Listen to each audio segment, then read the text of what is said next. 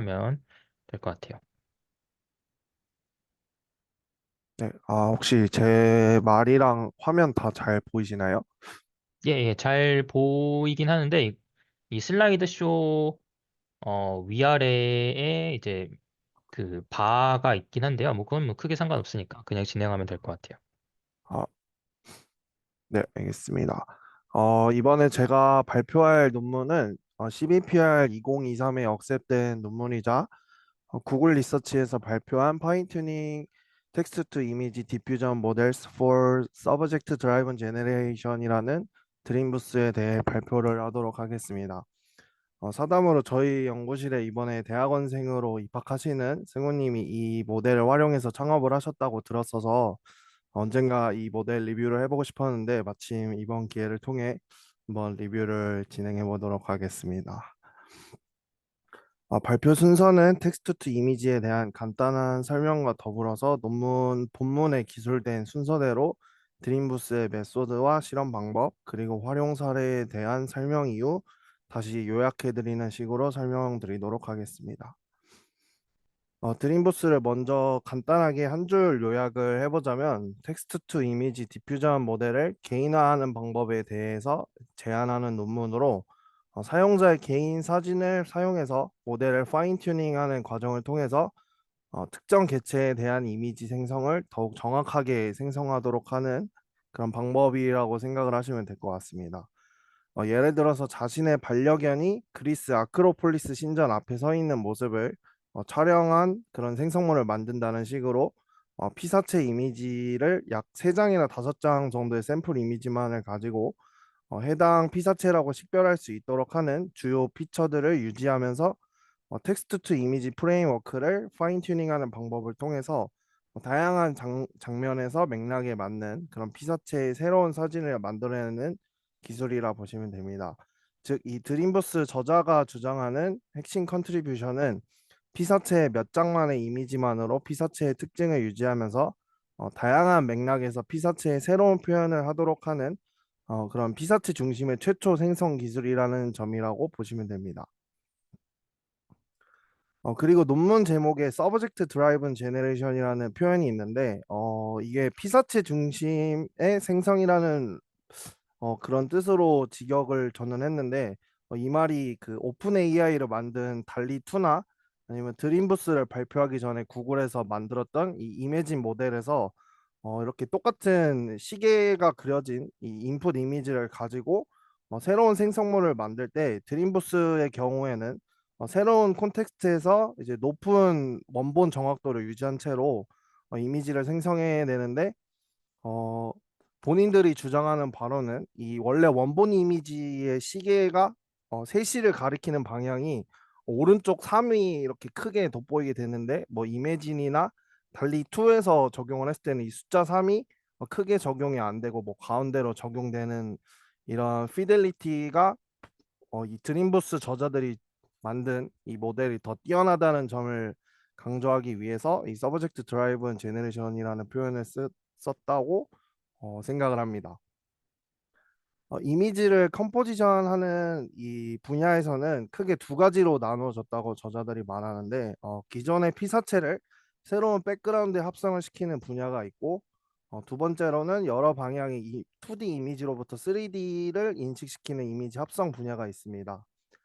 첫 번째에서 말하는 피사체 합성 방식과 같은 경우는 이제 피사체와 배경을 분리하여 합성을 연구하는 방식이고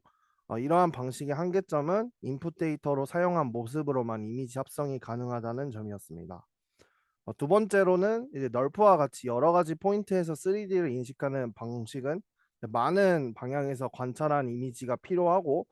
배경을 새로 컨텍스트를 만들어낼 수 없다는 그런 한계점이 있었습니다. 두 번째 백그라운드로는 텍스트로부터 이미지를 수정하고 합성하는 분야입니다. 이 모델 아키텍처 상으로 겐 베이스드 모델과 디퓨전 베이스드 모델로 나눠진다고 하는데 겐 베이스드 모델과 같은 경우는 VQ 겐과 클립 두 가지 모델을 활용해서 텍스트로부터 이미지를 수정하는 모델입니다. 이 VQ 겐이 생성한 이미지를 클립의 인베딩 벡터와 같아지도록 수정하는 방식인데 이는 텍스트를 입력해서 리얼 데이터와 유사한 품질의 에디팅이 가능하지만 다양한 객체가 동시에 존재하는 데이터셋에 대해서는 활용이 어렵다는 한계점이 있었습니다. 또 다른 텍스트 투 이미지 에디팅 모델인 디퓨전 베이스드 모델과 같은 경우는 매우 다양한 데이터셋이 들어오더라도 높은 퀄리티 이미지를 에디팅하고 생성해낼 수 있다는 장점이 있지만 세심한 수정이 어렵고 텍스트로만 편집을 할 수 있다는 그런 한계점이 있었습니다. 마지막 백그라운드로 제너레이티브 모델을 통제하는 방법에 관한 내용입니다. 가장 기본적으로 텍스트 프롬프트를 활용해서 이미지 생성을 컨트롤하는 방식이 있는데 디퓨전 네트워크의 이미지 제어를 위해서 시멘틱 정보를 넣는 방식입니다. 이렇게 컨트롤을 하는 방식을 사용하면 원래 시멘틱 정보를 통해서 이미지를 컨트롤하다 보니까 원래 서브젝트들의 특징이 변화된다는 그런 한계점이 있었습니다. 이를 부분적으로 해결하기 위해서 수정하고 싶은 부분만 마스크를 하고 그 부분이 자연스러워지도록 제어하는 그런 방식이 나왔는데 이렇게 마스크를 씌우기 때문에 마스크 내부의 스트럭처나 콘텐츠를 고려하지 않는다는 한계점이 발견되어서 또 다음 모델로 마스크를 활용하지 않고 프롬프트로만 이제 수정하는 방식으로 제 아, 마스크를 프롬프트로만 이제 그 마스크 부분이 자연스러워지도록 제어하는 방식이 나왔는데 이게 각각의 단어마다 어텐션 하고 있는 부분이 다르고 그 어텐션 하는 부분에 대한 정보를 디퓨전 모델에게 가이드해 줌으로써 이를 적절히 유지시키고 적절히 변형시키려는 모델이 나왔습니다. 이게 그 프롬프트 이미지 에디팅이라는 방식이었는데 이런 모델을 구현할 수 있게 됐을 때 예시를 보시게 되면은 원래 프롬프트가 주어졌을 때 이 뭐 마이 플러피 버니 돌과 같이 왼쪽 이미지가 보인 상태에서 어, 단어를 뭐 수정하거나 뭐 추가를 했을 때 이미지가 변화된 모습을 확인하실 수가 있을 겁니다. 이러한 방식을 통해서 매칭되는 부분에 대해서 세밀한 수정이 가능하다는 장점이 있었지만 원래 이미지 프레임을 유지한 채로 수정한다는 한계점이 있기 때문에 이러한 방식을 돌파하기 위해서 인버전이라는 연구가 진행이 되었다고 저자는 말합니다. 인버전에 대해서 간단히 말씀을 드리자면 특정 레이턴트 벡터를 유사하게 생성해내는 방식을 인버전이라고 하는데 이게 적용된 대표적인 사례로는 오픈 AI에서 만든 달리와 같은 모델이 이 프리트레인드 클립이 나타내는 임베딩을 바탕으로 이미지를 생성하는 디퓨전 모델이라고 보시면 됩니다. 마지막으로 이 저자들이 주장하는 드림부스와 가장 비슷한 형태의 아이디어로 새로운 토큰을 디퓨전에게 인식하는 텍스처 인버전에 관한 그런 논문을 소개해 드리자면 텍스트 자체를 디퓨전에게 레이턴트 벡터 형식으로 건네주기 때문에 텍스추얼 인버전이라는 단어가 사용이 되었는데 이 디퓨전 모델은 프리즈시키고 텍스트 인코더의 임베딩 벡터를 만들어주는 부분만 수정함으로써 새로운 토큰에 대해서 포괄적인 의미들을 파악하는 새로운 토큰을 만들어내게 됩니다. 예시로 이 화면 아래에서 이제 제일 왼쪽에 이 앉아 있는 초록색 그 이미지 4개의 샘플을 보실 수가 있는데 이 이미지들을 뭐 한 문장으로 표현을 하자면 뭔가 초록색 물체로 이루어진 그런 앉아 있는 모습이라고 할 수 있는데 그런 부분을 하나의 스페이셜 토큰 혹은 스페이셜 워드라고 불리는 부분으로 대체를 하고 그리고 이러한 거를 디퓨전 모델에게 줬을 때 이런 것들을 포괄적으로 이해할 수 있도록 튜닝하는 방식입니다. 하지만 드림부스는 결국에는 유저가 원하는 방향의 인스턴스를 생성하기 위해서는 디퓨전이 알고 있지 않은 그런 새로운 피처를 만들어내는 부분이 있어야 되는데 그런 부분에서 이 프리지드된 디퓨전 모델을 활용하기 때문에 그 부분에 대해서는 이 텍스처럴 인버전이 드림부스보다 성능이 떨어진다고 주장을 하고 있습니다. 즉, 이 앞서 말씀드린 세 가지 백그라운드를 통해서 제시된 로컬이나 글로벌 이미지 에디팅에 대해서 제한이 된다. 이런 점부터 피사체의 특징을 유지하기 어렵다는 점, 그리고 기존 디퓨전 모델의 표현력의 한계를 본인들이 돌파해 내겠다는 점에서 드림부스가 탄생했다고 이해를 하시면 될 것 같습니다. 오브젝트 특성을 유지한 채로 다양화하는 그런 능력의 한계를 돌파하기 위해서 드림부스의 메소드로는 이제 퍼스널리제이션이라는 표현으로 크게 파인 튜닝과 인퍼런스 두 가지를 통해 설명을 드릴 수 있을 것 같습니다. 특정한 강아지와 해당 클래스 이름인 강아지의 이미지 3개 정도를 이제 이미지를 입력으로 받아들이고 이 특정 강아지를 고유 식별할 수 있도록 하는 그런 인코딩을 통해서 이 개인화된 파인 튜닝 텍스트 투 이미지 모델을 반환하게 되는데 이때 다음 인퍼런스 과정에서 이 고유 식별한 특정 강아지를 다른 문장에 삽입하여 다른 컨텍스트에서 이 고유 식별로 하는 이 특정한 강아지를 합성할 수 있도록 하는 그런 메소드입니다. 즉 인풋 이미지에서 3개나 5개의 그런 텍스트가 없는 샘플 이미지들을 바탕으로 파인 튜닝을 하고 아웃풋에서 이미지를 결합시키는 부분은 이제 왼쪽 사진에 나온 것처럼 알파벳 V로 표현한 유니크 아이덴티파이어라고 보시면 되는데 이 이미지, 이 인풋 이미지와 아웃풋 유니크 아이덴티파이어가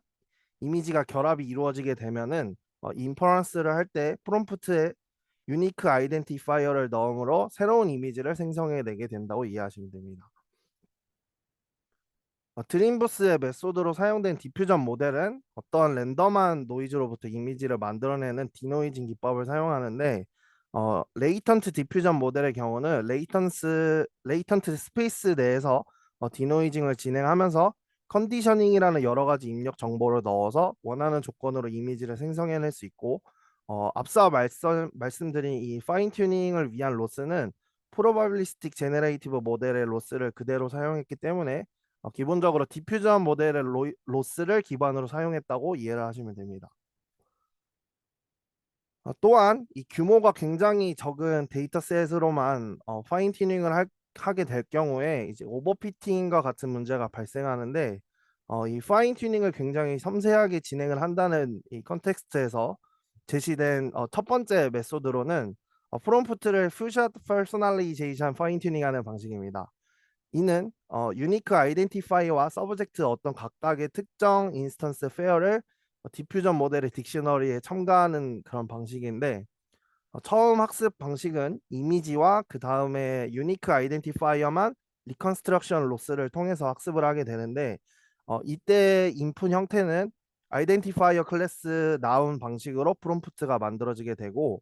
여기에 클래스 나운이 들어가게 되는 경우에는 유니크 아이덴티파이어만 사용할 경우에 이제 성능이 떨어지고 학습 시간이 오래 걸린다는 그런 현상 때문이라고 이야기를 하고 있습니다.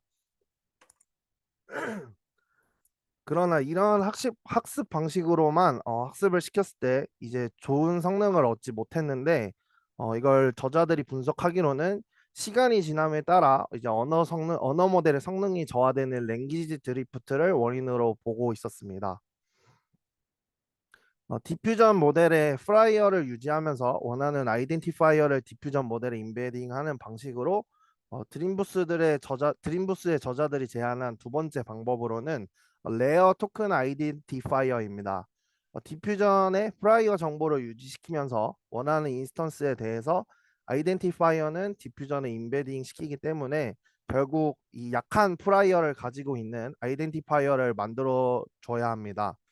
처음에 했던 방식 같은 경우는 랜덤 캐릭터들을 넣는 방식이었는데 토크나이저가 분할시키면서 원래 알고 있던 이제 강한 프라이어를 가지고 있던 토큰으로 만들면서 이 부분은 선택되지 않았다고 이트님부스 저자들이 말을 하고 결과적으로 본인들이 최종 사용한 방식은 한 개에서 세 개의 캐릭터 시퀀스를 만들어내는 방식인데 이 레얼 토큰이라고 하는 자주 사용되지 않았던 그런 토큰들 즉 프리트레인 단계에서 자주 사용되지 않았던 토큰을 시퀀셜하게 이어서 유니크한 그런 아이덴티파이를 만들게 됐다고 합니다. 이 T5 같은 경우는 5,000번에서 10,000번까지 중에서 시퀀스를 만들었을 때 작동을 잘했다 하고 이매진 모델 같은 경우는 랜덤하게 3개보다 이제 더 적은 유니코드 캐릭터들을 스페이스바 없이 구성을 했을 때뭐 동작이 잘했다는 말이 있었는데 네, 이 부분에 대해서는 자세한 설명이 좀 더 필요하다 생각해서 제가 추가 자료를 찾아봤는데 좀 자세한 설명이 없어서 이 부분에 대해서는 저도 조금 이해를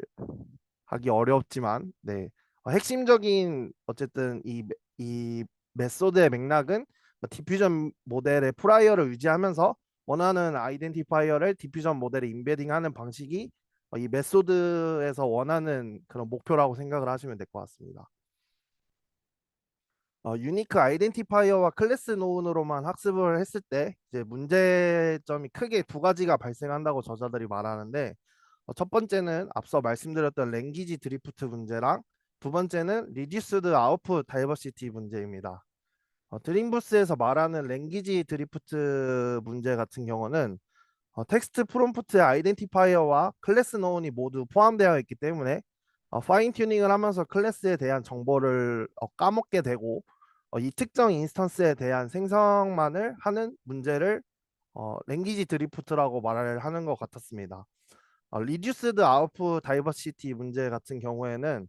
입력 오브젝트의 특징을 생성할 때 다양하게 생성되는 것이 아니라 입력으로 넣었던 이미지가 그대로 생성이 되는 문제가 있었는데, 이 두 가지는 어떻게 보면 오버피팅과 같은 현상으로 저희가 볼 수 있었다고 생각을 합니다.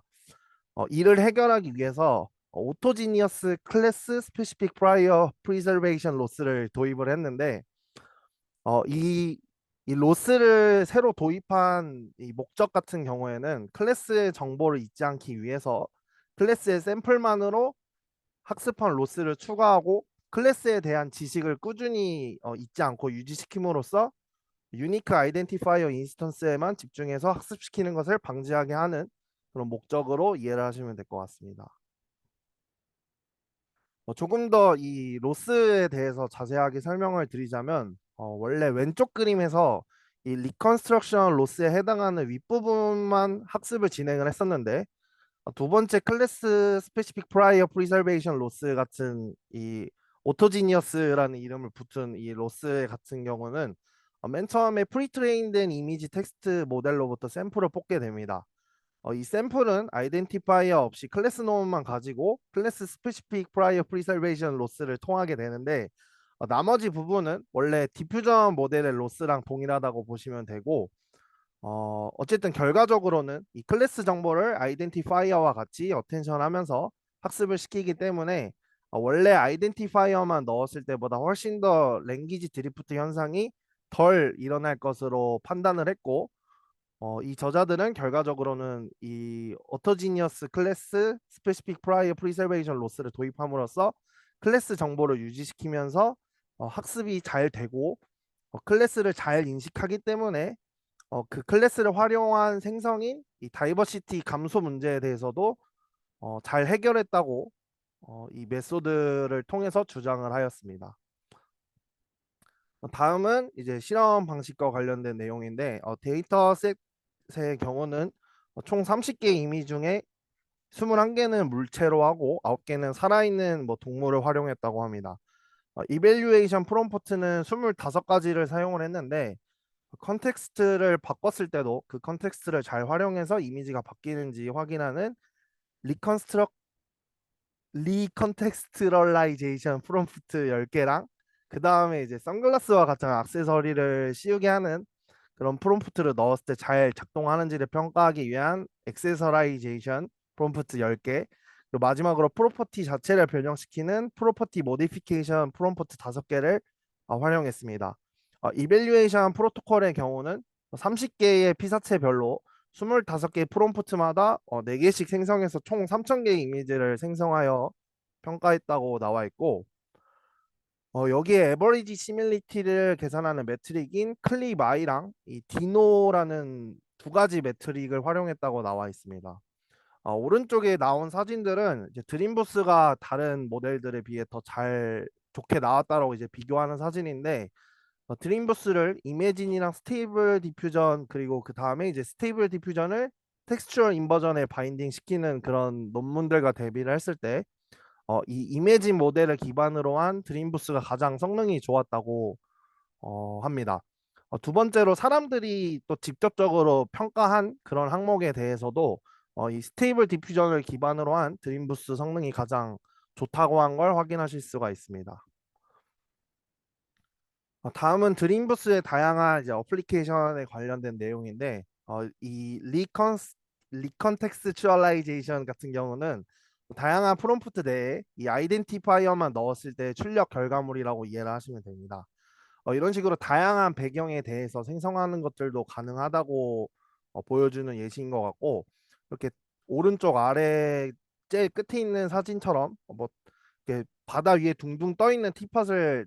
잘 생성해냈다는 것을 여러분들이 확인하실 수 있습니다.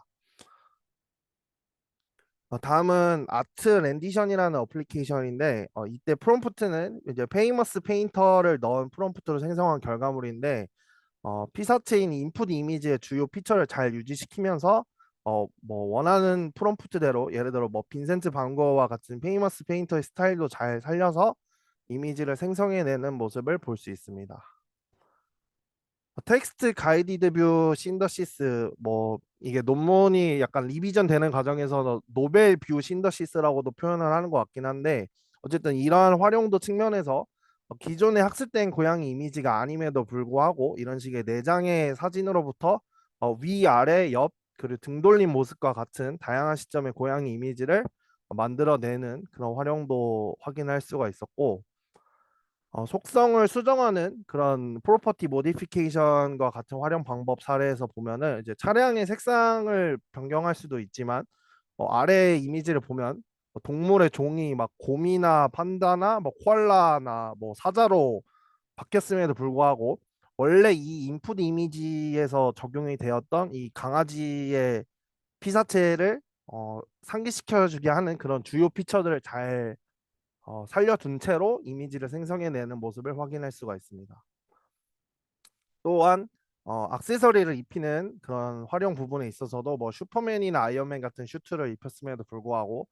강아지 피사체의 주요 피처들이 잘 유지되고 있는 모습을 확인하실 수가 있고, 마지막으로 이 드림보스의 한계점으로는 첫 번째로 저자들이 말하는 바로는 이제 오른쪽에 나온 그림과 같이 달 위나 뭐 ISS라는 우주정거장에서의 컨텍스트로 프롬프트를 입력했음에도 불구하고 다른 전혀 예상과는 다른 저희가 알고 있는 그런 이미지가 생성되지 않은 그런 문제가 발견됐다고 말하고, 이러한 문제는 우주정거장이나 이제 달과 같은 컨텍스트 자체에 있는 이제 약한 프라이어가 있는 가능성이라던가, 아니면 오브젝트 유지랑 오브젝트를 유지하면서 배경 생성을 동시에 하는 것이 굉장히 어렵기 때문에 이런 문제가 발생하고 있다고 추론하고 있습니다. 두 번째 한계점으로는 이 입력 이미지의 특성이 유지되지 않는다는 문제점인데, 뭐 볼리비아의 소금 사막이라던가 파란색 패브릭과 같이 이렇게 배경이 하얗게 되거나 아니면 파랗게 됐을 때 문제가 발견된 사례인데, 이때 이제 이 피사체의 주요 피처가 잘 유지되지 않을 수도 있다는 문제가 발생했다는 점을 얘기하는 것 같고, 마지막으로는 이제 입력 이미지에 아무래도 샘플 수가 적다 보니까 오버피팅이 되어서 이렇게 비슷한 이미지를 생성해내는 한계점을 이야기하고 있습니다. 추가적인 한계점으로는 뭐 개나 고양이 같은 피사체의 경우는 이제 학습 속도가 굉장히 빠른 반면에 다른 피사체들 간의 학습 속도가 좀 차이가 난다는 점에 대해서도 한계점으로 가지고 있는 것 같고, 또 다양한 피사체 생성이 어렵다는 점과 모델 프라이어에 의한 할루시네이션이 발생할 수 있다는 점을 한계점으로 저자들이 꼽았습니다. 마지막으로 드림부스의 요약을 해드리자면, 드림부스는 텍스트 투 이미지 디퓨전 모델의 개인화로 보시면 되고, 피사체 중심의 생성인 서브젝트 드라이븐 제네레이션을 최초로 시도한 모델로, 현재 다른 소타 모델들과 비교를 했을 때 어, 새로운 콘텍스트에서 더 높은 피델리티 성능을 보이는 모델이라는 점이 컨트리뷰션이고, 이 피사체 클래스의 주요 피처를 유지하면서 퓨샷 세팅을 통해서 텍스트 투 이미지 디퓨전 모델을 파인 튜닝 하는 그런 메소드를 제안했다는 점에서도 높은 컨트리뷰션이 있습니다. 텍스트 설명이 없는 그냥 3개에서 5개 정도의 인풋 이미지 샘플만으로도 세밀한 파인 튜닝을 하게 했다는 점에서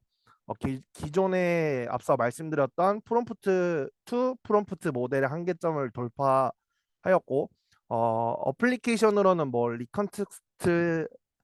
비주얼라이제이션, 뭐 예술적인 연출을 하는 뭐 아트 렌디션, 그리고 뭐 노벨뷰 신더시스, 그리고 액세서리 입히기, 뭐 프로퍼티 모디피케이션 등 굉장히 무궁무진한 활용도가 있는 드림부스에 대해서